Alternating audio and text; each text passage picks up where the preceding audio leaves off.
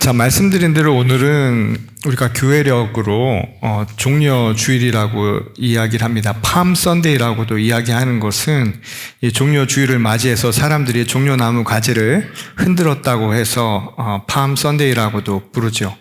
그런데 오늘이 지나고 내일부터는 고난 주간이 시작이 됩니다. 그래서 한 주간 동안 부활절이 있는 다음 주일까지 이 한 주간을 예수 그리스도의 순환을 우리가 생각하며 그 순환 기간 동안 거룩하신 하나님의 뜻이 이루어진 것, 그 성취한 일들을 우리의 삶을 하나님 앞에 고백하면서 기념하는 시간으로 삼죠. 이 고난주간이라고 하는 것은 유대교의 이 절기상으로 보면 6월절과 크게 의미가 다르지 않다는 것을 알 수가 있습니다. 출애굽의 사건 속에서 6월절은 유대인들에게는 하나님이 약속된 백성들을 구원하신 사건을 기념하는 이 절기로 기억을 하죠.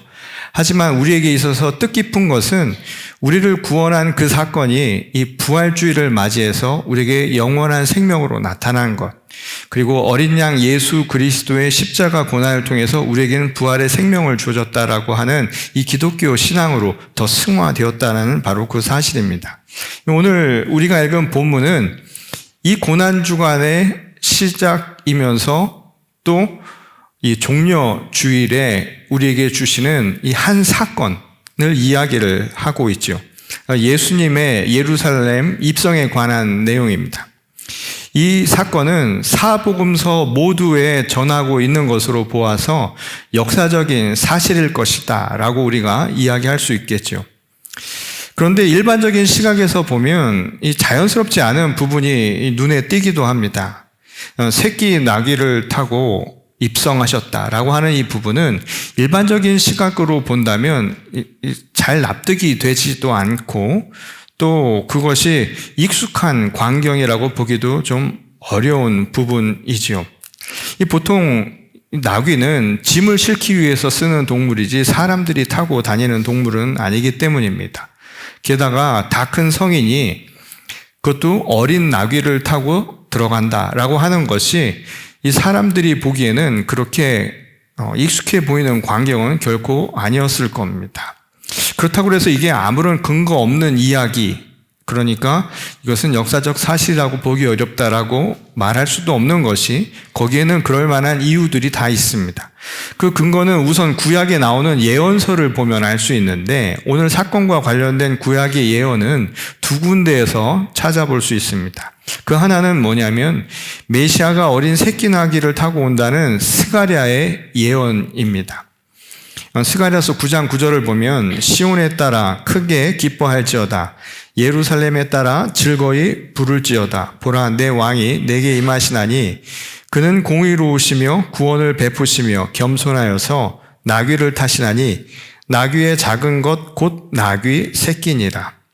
지금 스가랴가 예언한 여기서의 왕은 이 메시아를 일컫는 것이고 또 그 안에는 다윗의 왕국에 대한 이야기가 그 안에 담겨져 있죠. 이 구원자가 나귀를 타고 들어올 것이라고 하는 이 또 다른 예언은 이 창세기의 말씀에서도 찾을 수 있습니다.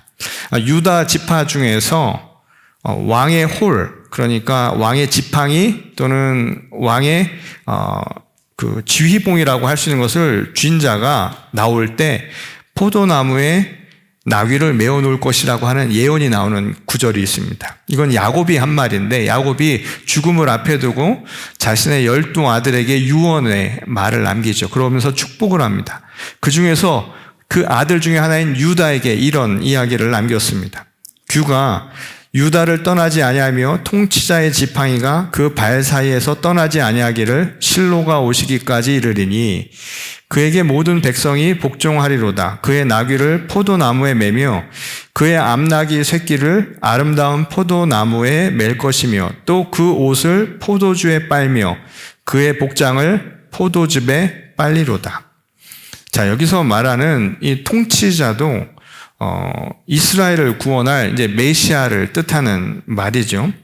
근데 이 두 개의 근거, 그러니까 성서적인 근거를 두고 우리가 생각을 해보면 당시 유대교를 신봉하던 유대인들이나 초기 기독교 공동체, 초대 교회라고 할 수 있는 곳조차 예수님의 예루살렘 입성을 어떤 관점에서 이해하고 있는가를 우리가 미루어 짐작할 수 있게 만듭니다.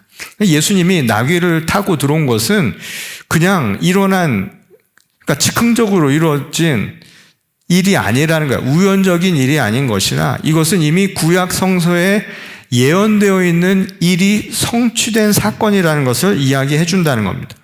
특히 스가랴와 이 예언, 야곱의 공통적인 예언은 하나님이 약속하신, 그러니까 이스라엘 백성, 선택된 백성들에게 하나님이 언약하신 진짜 왕이 나타나게 될 것이라는 이야기를 해주는 겁니다. 그리고 그것을 통해서 잃어버렸던 하나님의 왕국, 그러니까 그들에게 있어서는 다윗의 왕국이 다시 재건되고 다시 회복될 것이라고 하는 말씀으로 이해를 했다는 거예요. 그런 점에서 오늘 마가가 또는 다른 새 복음서에서 똑같이 이야기를 전하고 있다고 하는 것은 이 메시지의 의도가 분명하지요. 그것은 바로 여러분들이 기대하던, 여러분들이 그렇게 고대하던 진짜 왕이 누구인가? 바로 예수 그리스도라는 사실입니다. 이 이야기를 하고 있다는 거예요. 그래서 오늘 본문에 묘사된 입성 장면도 왕이 입성하는 행렬을 보여주는 이야기로 묘사가 되어 있지요. 사람들이 호산나를 외치면서 자신의 겉옷을 벗어서 이 길에다가 펴놓고 나뭇가지도 거기에 깔아놓는다. 이것은 일종의 퍼포먼스예요. 그러니까 의식 행위에 있는데 그건 뭐냐면 왕을 맞이할 때 하던 모습입니다. 특히 당시 고대 근동사회에서는 이런 모습은 흔히 볼 수 있었던 모습 중에 하나였어요. 전쟁 영웅이나 또는 왕의 행렬이 있을 때 사람들이 이런 모습들을 보여주었다는 거예요. 그러니까 이를 통해서 마가가 이야기해 주려는 것은 아주 분명하죠. 새끼 나귀를 타고 지금 예루살렘으로 입성하는 그분이 누구인가? 당신들이 기다리던 진짜 왕이라는 것을 분명하게 이야기해 주고 있다는 겁니다. 근데 문제가 있죠. 이게 뭐냐면 마가가 지금 이야기한 그 진짜 왕의 모습과 이것을 목도하고 있던, 이것을 보고 있던 사람들의 왕에 대한 생각이 같지 않았다는 거예요. 달랐다는 거예요. 동상이몽을 하고 있었다는 것이죠. 이 유대인들이 기대한 왕은 속절없이 십자가에서 그냥 죽음이나 당하고 또 현실에서는 어떠한 변화도 일으키지 못하는 제도의 변화라든가 우리 삶 속에서 어떠한 변혁을 일으킬 만한 일들을 전혀 하지 못한 아주 무능한 임금 같은 모습은 결코 아니었다는 겁니다. 실제 오늘 본문에 묘사된 이 입성 장면은 당시 이 상황을 보았던 사람들, 이 이야기를 듣고 있었던 사람들, 초대 교인들은 특정한 유대의 역사적 사건을 떠올리기 쉬운 이야기였습니다. 그건 뭐냐면 유대의 독립전쟁과 관련된 한 사건이에요. 그것은 바로 마카베오 전쟁이라고 하는 유대의 역사적 사건이었습니다. 우리가 잘 알다시피 이스라엘 민족은 이 바벨론에 의해서 남유다 왕국이 무너진 이후에 그때부터 자기 영토와 자기의 주권을 잃어버리고 살았죠. 그리고 그 지역을 통치하고 있었던 패권국가, 제국에 의해서 일종의 속민으로 살아가게 됩니다. 식민지 지배 민족으로 살았던 거예요. 이 바벨론 이후로 바사 제국, 그러니까 페르시아 제국이 등장했고요. 또 그 이후에는 이 4세기가 지나면, 주전 4세기가 되면 그때 알렉산더 대왕이 나와서 그리스 제국, 헬라 제국을 건설하게 되죠. 근데 그러던 중에 주전 2세기 167년에 유대 땅에서 아주 특정한 사건이 일어납니다. 당시 유대 땅을 지배하고 있었던 그리스, 이 제국을 이 셀루쿠스라고 불렀는데 그 제국에서 예루살렘 성전에서 이방신을 섬기도록 하는 사건이 벌어져요. 그러자 사람들이 격분을 하죠. 그 중에 하나가 바로 마카베오라는 별명을 지닌 유다라는 인물이었습니다. 그리고 그의 형제들이 결국 전쟁을 일으키게 되고 헬라 제국과 독립전쟁을 한 끝에 결국 승리를 하게 됩니다. 그리고 잠깐 약 100여 년 동안 그 이후에는 로마가 그 지역을 다시 제패하는 신흥 제국으로 성장을 하게 되는데, 그래서 이스라엘이 다시 점령되기 전까지 약 70에서 100여 년 동안 독립국가를 이루게 돼요. 하스몬 왕조라고 하는 우리가 잘 모르는 이 성경의 신약과 구약 사이에 있었던 한 역사적인 사건이 벌어지게 됩니다. 잠깐이지만 국권을 회복하고 성전을 다시 회복하는 시점이 있었던 거예요. 이 당시 이 전쟁을 주도했던 마카베오, 그의 이름이 유다였습니다. 그런데 당시 사람들은 유다 지파에서 장차 진짜 왕이 올 것이라고 하는 이 구약의 예언 이야기가 바로 이 사람을 통해서 이루어졌다라고 믿었던 거예요. 그리고 그들이 전쟁에서 승리하고 돌아올 때, 그래서 그들을 어떻게 맞이했는가 하면 예언에 나온 것처럼 호산나를 외치듯이 그들이 열렬하게 환호하면서 맞이했다라는 이야기, 기록들이 남아 있습니다. 우리 성경에는 지금 없는데요. 아마 공동 번역본이라고 하는 성경책을 읽어보신 분들은 아시겠지만 거기에 보면 마카베오서라고 하는 신약과 구약 사이의 한 사건을 전해놓는 이 외경이라고 하는 게 있습니다. 이 마카베오상 13장 51절에 보면 이런 이야기가 나와요. 171년 둘째 달 24날 유다인들은 야자나무 가지를 들고서 찬미를 드리고 비파와 자바라와 수금에 맞추어 찬미가와 노래를 부르며 그 안으로 들어갔다. 큰 적이 망하여 이스라엘에서 쫓겨났기 때문이다. 자, 이 이야기가 뭐랑 비슷한가요? 오늘 예루살렘 성전에 입성하는 예수님을 맞이하던 당시의 상황과 똑같죠? 흡사합니다. 종려나무 가지를 흔들면서 왕이 온 것을 사람들이 맞이했던 거예요. 아마도 예수님의 입성 때도 사람들은 이 사건을 떠올리면서 왕이 올 것이다, 다시 왕국을 재건할 것이라는 기대를 가졌을지 모릅니다. 그런데 예언이 가리킨 진짜 왕은 마카베오나 그의 형제들이 세운 하스몬 왕조와 같은 이 전쟁 영웅을 뜻하는 말이 결코 아니었죠. 그것은 역사가 증명을 해줍니다. 왜냐하면 진짜 왕이 끝까지 그 제국을 유지했는가, 왕국을 유지했는가? 그렇지 않은 거예요. 왜냐하면 100여 년도 되지 않았고요. 그것은 유다 땅을 지배하고 있었던 패권국도 마찬가지였어요. 끊임없이 정권은 바뀌었죠. 바벨론에서 페르시아, 페르시아에서 그리스, 그리스에서 로마, 로마도 얼마 안 가서 무너지고 말죠. 영원한 것은 없다는 거예요. 그러니까 성경에 말하는 이 이야기, 오늘 마가를 통해서 하는 이 이야기는 하나님이 우리에게 약속하신 진짜 왕, 그리고 그 왕을 통해서 세울 국가는 적어도 우리가 생각하는 그런 국가, 한시적인 국가는 아니라는 것을 가르쳐 준다는 거예요. 실제로 스가랴의 예언도 이것을 뒷받침해주는 이야기를 해줍니다. 스가랴서 9장 10절을 보면 내가 에브라임의 병거와 예루살렘의 말을 끊겠고 전쟁하는 활도 끊으리니 그가 이방 사람에게 화평을 전할 것이요 그의 통치는 바다에서 바다까지 이르고 유브라데 강에서 땅끝까지 이르리라. 지금 스가랴가 이 왕의 호를 진 자, 그러니까 이 쥐봉을 진 자가 나올 것이라고 이야기한 그 내용들이 전쟁에서의 승리를 통해서 만들어낼 영웅과 같은 사람, 현실적인 국가를 세워서 통치권을 가진 사람과는 거리가 멀다는 거예요. 오히려 하나님이 우리에게 약속하신 진짜 왕은 평화를 가져올 분이라는 겁니다. 이사야가 예언한 것처럼 칼을 쳐서 보습을 만들고 창을 쳐서 낫을 만드는 사람들이요, 전쟁이 아니라 평화롭게 살아갈 수 있는 나라를 만들 분이 진짜 왕이라고 이야기를 했던 거예요. 그런데 아마도 오늘 마가가 기록한 예루살렘 예수님의 입성 당시에 이를 맞이했던 사람들도 이것을 정확하게 인지하지 못한 것으로 보이죠.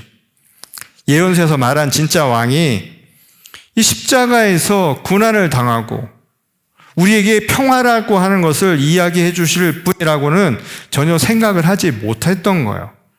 그러니 예언대로 새끼 나귀를 타고 들어온 예수님을 일단은 맞이는 했어요. 호산나를 외치면서 부르긴 했는데 왠지 마음은 반신반의하고 있었다는 거죠. 그러니까 찜찜했던 거예요. 근데 그들이 그렇게 마음을 먹은 데는 오늘 본문 11절에 나오는 이야기가 확증을 시켜버리죠. 뭐냐면 예수님이 예루살렘에 들어와서 하신 것이 성전에 들어가서 둘러본 뒤에 그리고 뭐 했냐면 그냥 가셨어요.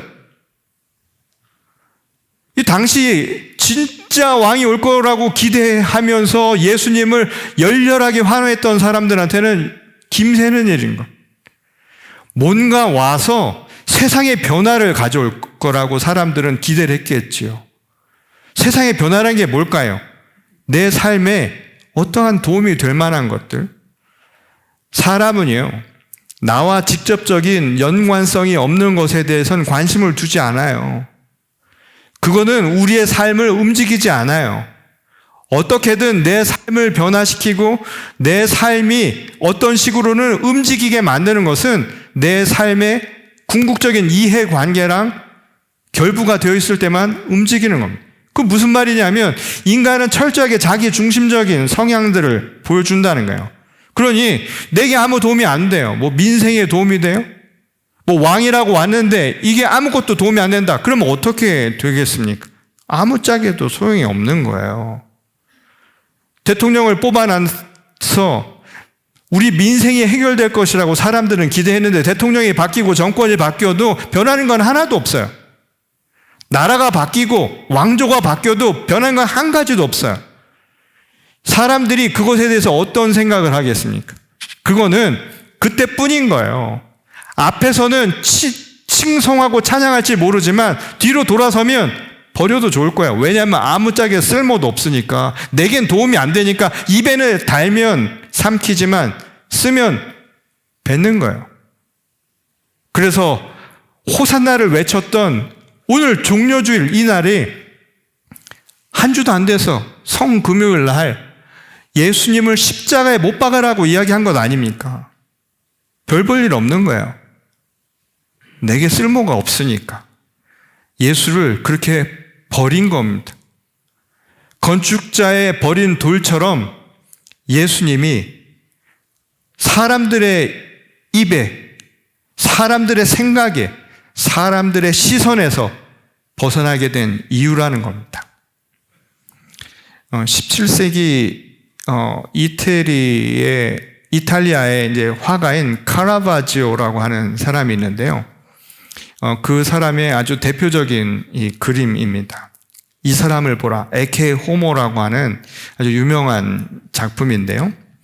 근데 이 작품은 요한복음 19장 5절의 말씀을 모티브로 해서 만든 작품입니다. 여러분들도 보시면 아시겠지만 유대인들이 예수님을 십자가에 못 박으라고 할 때 사람들 앞에서 예수님을 데리고 심판하는 장면이죠. 이 총독이었던 빌라도가 이 사람들 앞에 예수님을 지금 세우고 이야기한 겁니다. 이 사람을 보라. 근데 이 그림을 보면 지금 빌라도의 얼굴 있잖아요. 저 얼굴은 이 그림을 그린 카라바지오의 자기 자화상입니다. 자기 얼굴을 빌라도의 얼굴에 그대로 그려놓은 거예요. 옷이 벗겨진 채 과시간을 쓰고 있는 예수님의 모습과 아주 대조를 이루고 있습니다. 근데 또 다른 인물이 그 뒤에 있는 한 사람이 있죠. 그 사람의 왼손을 보면 이 채찍이 들려 있습니다. 이 채찍이 들렸다는 것은 바로 이 장면 이전에 예수님을 고문했다라는 이야기죠. 채찍으로 예수님을 채찍질했던 자가 사람들 앞에서 지금 옷을 입혀주는 거예요. 이 자신이 했던 것을 가리우고 사람들에게 환심을 사려고 하는 듯한 제스처를 취하지요. 가증스러운 인간의 이중적인 악한 본성을 드러내는 모습입니다. 어쩌면 우리 신앙의 똑같은 모습인지도 몰라요. 우리는 예수를 믿는다고 이야기하고 호산나를 외치면서도 결국 뒤에서는 내게 도움이 되지 않으면 예수의 등에 채찍질을 가하며 살아가는 게 우리의 인생인지 모릅니다. 근데 그걸 어떻게 하냐면 사람들은 포장하죠. 잘 안 보이게. 남들이 보기에는 그럴싸하게 만들면서 살아가는 이중적인 본성을 가진 악한 본성을 드러내고 있다는 겁니다. 이 반면 예수님의 머리에는 가시관을 쓰이고요. 손에는 예언에서 이야기한 것처럼 왕의 지팡이가 아니라 종려나무 가지를 들게 했습니다. 앙상한. 그리고 이걸 통해서 모욕감을 주는 거예요. 너희가 믿었던 예언에서 나왔던 그 진짜 왕이라는 게 이거밖에 안 되는 거야. 이 사람을 보라면서 무슨 얘기를 했을까요? 우리의 강력한 로마 제국의 권력 앞에서 한낱 이 정도밖에 되지 않는 인간이란, 그러니 굴복하라는 이야기겠죠. 자, 오늘 이 이야기의 핵심입니다. 오늘 이 말씀을 우리에게도 똑같이 던지는 겁니다. 십자가의 고난 앞에 무념한 채로, 마치 체념한 채로 그냥 모든 것을 내려놓고 눈을 감고 있는 예수님의 모습을 보십시오. 아직도 여러분들의 눈앞에 그 예수가 진짜 왕의 모습을 하고 있는 것이 맞습니까? 어쩌면 힘과 돈, 재력과 같은 것, 남보다 더 높고, 남보다 더 많고, 남보다 더 빠르게 살아가는 이 경쟁 사회에서 성공과 승리라고 하는 것을 가져다 줄 사람으로 보이십니까? 만일 그런 확신이 들어서 오늘 그 앞에 엎드려 절하고 우리들이 가진 돈과 시간을 아낌없이 드리면서 이것은 믿질 것 없는 투자라고 혹시 자기 최면을 하듯 신앙생활을 하고 있는 것은 아닙니까? 그리고 그것에 맞지 않으면 언제든 하나님을 원망하고 예수의 등에 채찍질을 가하다 사람들의 눈에는 그것을 그저 가리우는 그런 신앙 속에 빠져 있는 것은 아닙니까? 하나님이 우리에게 약속하신 나라, 진짜 왕은 어떤 모습일까요? 하나님은 세상의 눈에는 버려진 돌로 보이는 그 예수를 모퉁이 돌로 삼아서, 머릿돌로 삼아서 새로운 세상, 부활의 나라, 하나님의 나라, 무너지지 않는 영원한 나라를 만들 것이라고 우리에게 약속하셨습니다. 그래서 예수님이 만들어갈 세상은 어쩌면 세상과는 다른 모습일지 몰라요. 남보다 하나 더 갖고, 남보다 한 단계 더 높아지고, 어떻게든 남보다 더 빨리 가려고 안간힘 쓰면서 살아가는, 그래서 사람과 사람 사이에서도 분쟁과 갈등이 일어나는 것을 눈 하나 깜짝하지 않는 아주 억척스러운 세상과는 전혀 다른 나라를 이해하고 계셨다는 겁니다. 그리고 우리에게 분명하게 얘기합니다. 그것은 복이 아닙니다. 그건 결코 삶의 복이 될 수 없다는 거예요. 빠르다고, 많다고, 높다고 그 복 아닙니다. 그리고 그것이 삶의 진정한 목적도 될 수 없다는 거예요. 예수님이 이 땅에 오신 것은, 그래서 우리에게 오신 진짜 왕으로 오신 것은 이해하기 어려운 것이죠. 왜 왔을까 말이죠. 위에서 다 해버리면 될 걸. 우리를 찾아오신 이유가 무엇일까요? 하나님의 뜻은 전혀 다르죠. 그럼에도 불구하고 높은 데 있지 않아도, 낮은 데서 살아도, 많지 않아도, 적어서 궁핍해도, 가난하고 남들에게 힘이 없어서 연약해서 움츠릴지라도 하나님은 예수 그리스도를 통해서 우리와 함께 하고 계시다는 것을 보여주신 것 아닙니까?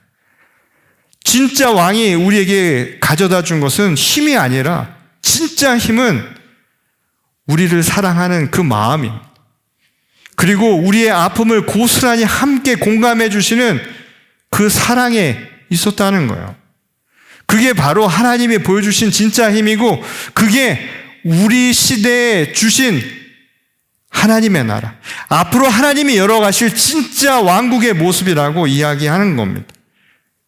예수가 진짜 왕인 것은 바로 이것을 믿는 사람들에게, 이것을 믿는 자들에게 이루어질 수 있는 일이라는 것이, 그리고 그것을 따라서 살아가는 것이 우리에게 진짜 복이요, 그게 우리 삶의 목적이라는 거예요. 조금 더디 가더라도 괜찮습니다.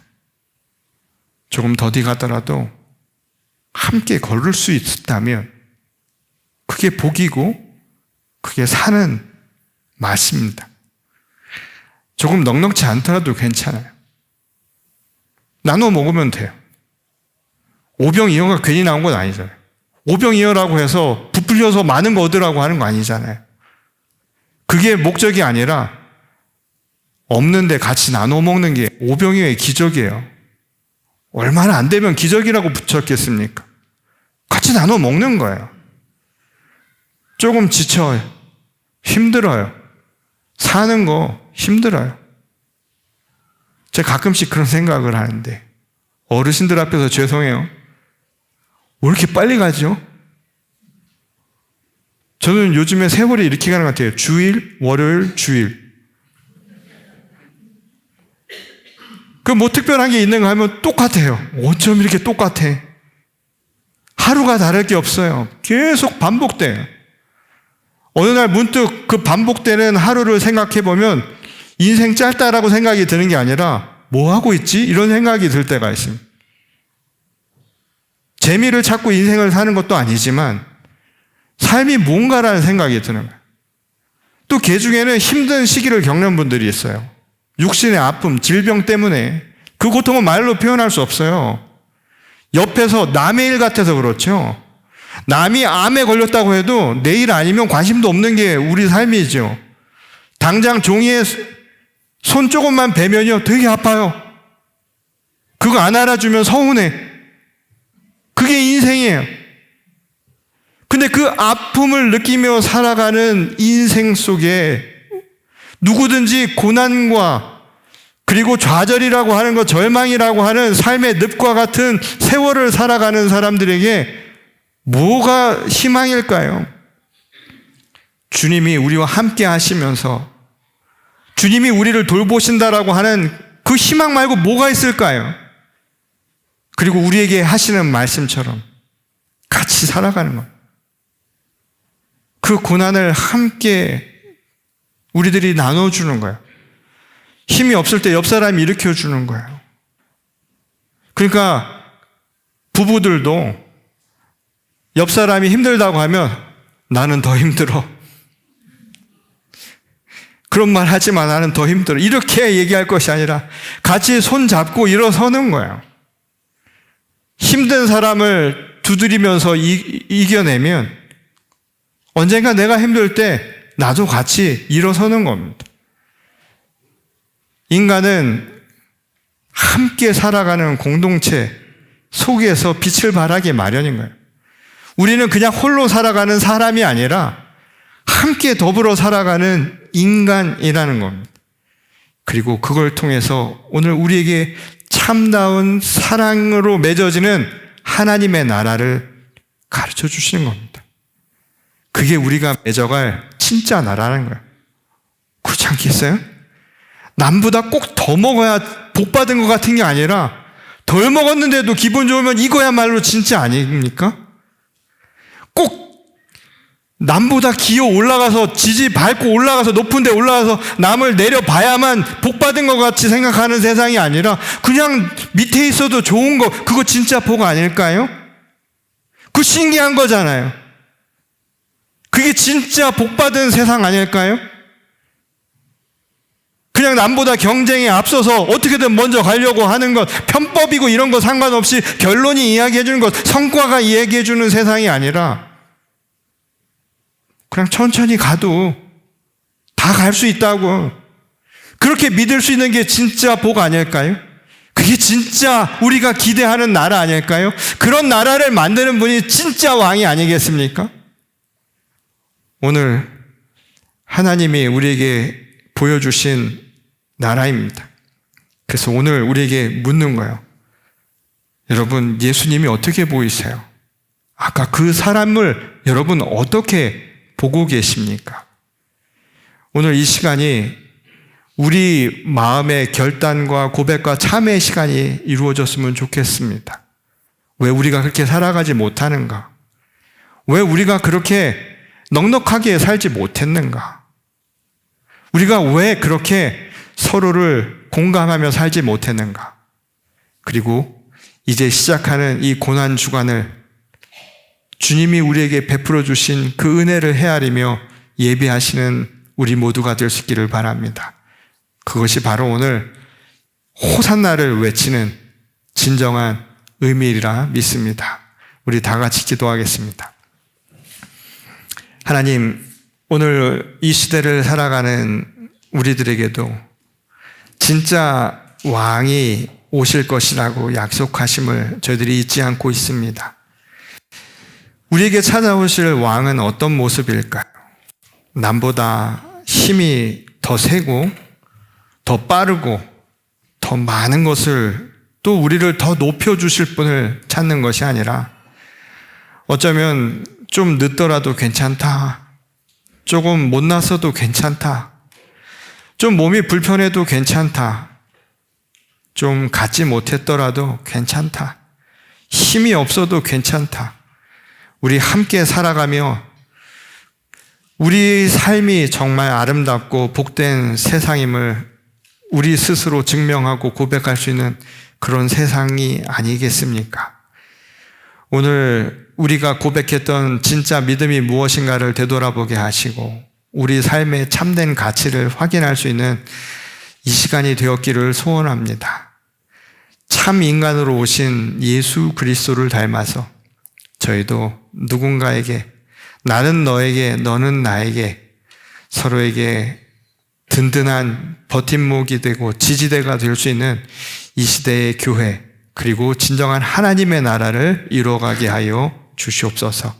오늘 주신 말씀을 통하여서 이제 고난주간을 준비합니다. 내일부터 시작하는 고난주일, 저희들이 온 마음을 다해서 예비할 수 있도록 도우시기를 원합니다.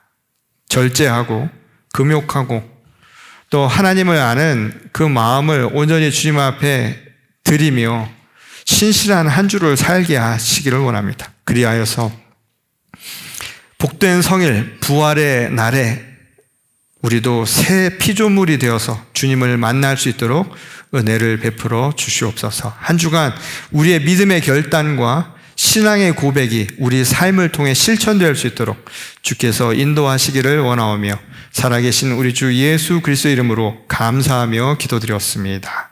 아멘.